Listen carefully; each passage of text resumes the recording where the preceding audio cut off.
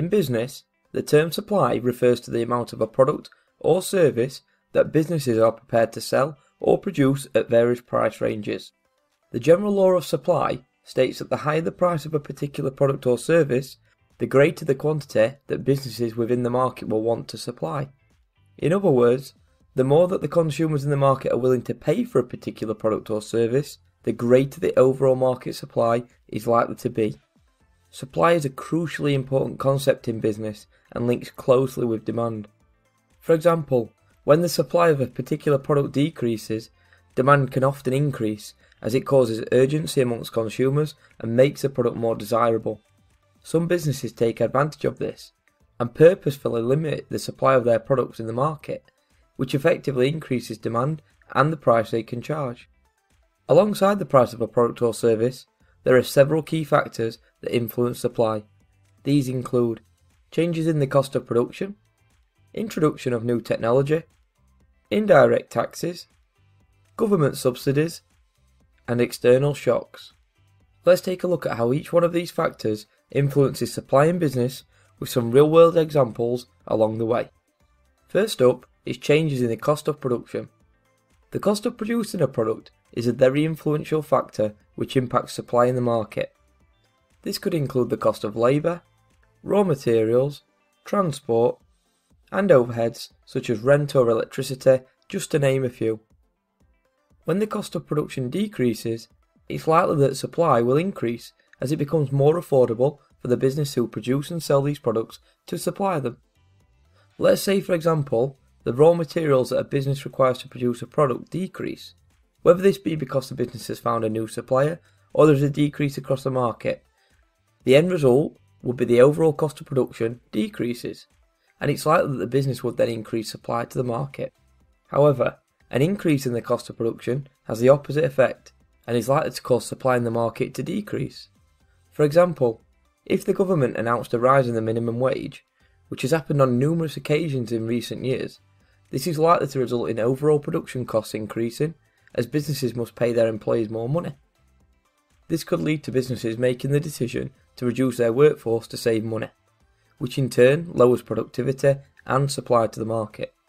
When faced with increasing production costs, businesses can also decide to pass them on to the consumer in the form of higher prices, or absorb them by leaving prices unchanged and achieving less profit per sale.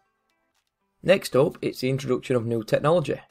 When new technology emerges, it can often be very beneficial for businesses, as it could, for example, allow them to produce more efficiently, which in turn can reduce the overall cost of production and even provide the opportunity for the business to produce better quality products. All of which is likely to encourage the businesses which benefit from this new technology to increase supply of their products and services to the market. For example, in the banking industry, consumers were traditionally limited to their local bank, which was typically situated on their local high street. However, due to technological advances such as the internet, computers and smartphones, supply in the banking industry is now far greater, which provides consumers with a much more competitive market and a wider choice of banks to choose from, whilst at the same time, banks are able to supply their products and services to a much wider audience. The next factor is indirect taxes. An indirect tax is an amount of money charged by the government on a particular product or service, such as value-added tax, also known as VAT, or excise tax. Put simply, the lower the tax charged on a product or service, the higher the supply is likely to be. The government therefore play a major role in the supply of products and services across many markets. If the government wants to stimulate supply in a market, it can lower indirect taxes and duties, which in turn encourages businesses to produce and supply more to the market. The sugar tax, which is officially known as the Soft Drinks Industry Levy, is a great example of this. It was introduced in the UK in 2018 as part of the government's childhood obesity strategy, with the aim of reducing sugar consumption by persuading companies to reformulate their high sugar brands and avoid paying the levy. This resulted in more than half of all soft drinks being reformulated to lower the sugar content, including many of the best known soft drink brands such as Fanta, Ribena, Iron Brew and Lucozade, which in turn reduced the supply of sugary drinks into the market, whilst at the same time increased the supply of sugar-free drinks in the market. We now move on to government subsidies. In contrast to indirect taxes, Government subsidies provide businesses with financial help and support, for example, through loans, grants or tax credits.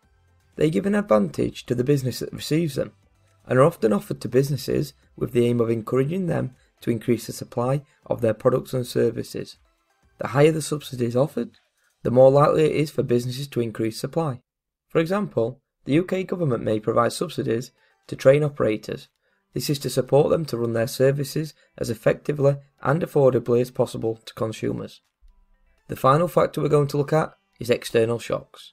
External shocks are random, unpredictable events which happen outside the domestic economic system and have a widespread impact on the economy and the supply of goods and services. Examples of external shocks which can impact the supply of goods and services include extreme political situations and decisions, supply chain issues, and natural disasters such as flooding and severe weather. On a political level, Brexit has impacted the supply of many goods and services in the UK, as businesses have either found it difficult to get the raw materials or goods to supply to their customers, or tariffs which have been introduced for trading with other EU businesses have meant that they have become too expensive, which has negatively impacted supply in some markets. In contrast, severe weather conditions can result in key raw materials not being available. Therefore, businesses simply cannot produce finished goods and supply the market. For example, wildfires and droughts across America, alongside flooding in China and Europe, have caused widespread disruption to the supply of everything from lumber to chocolate in the past decade. So that's it, a quickfire look at the factors which can lead to a change in supply. If you found the video useful, remember to hit the like button and subscribe to Two Teachers YouTube channel for lots more insightful business videos just like this.